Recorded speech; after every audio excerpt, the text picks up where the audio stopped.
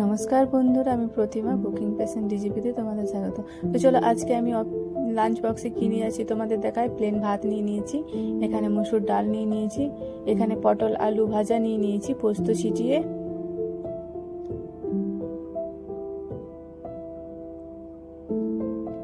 এখানে ডিমের অমলেট নিয়ে নিয়েছি, এখানে আমের চাটনি নিয়ে নিয়েছি,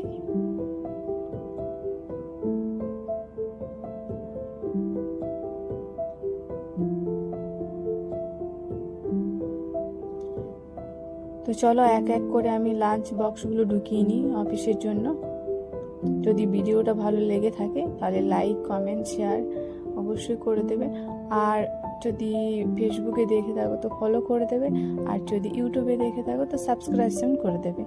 টাটা।